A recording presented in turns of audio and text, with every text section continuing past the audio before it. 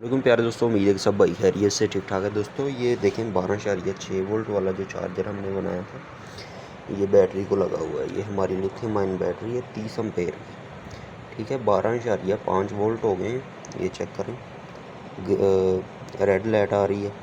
और जब प्यारे दोस्तों ये 12.6 वोल्ट हो जाएंगे तो ये लाइट जो है आपकी ग्रीन हो जाएगी। ये जब होगी तो ये भी दोस्तों को दिखाएंगे। लिथियम आयन चार्जर बड़ा ज़बरदस्त और अच्छा चार्जर है, 12.6 वोल्ट और 5 एम्पेयर का।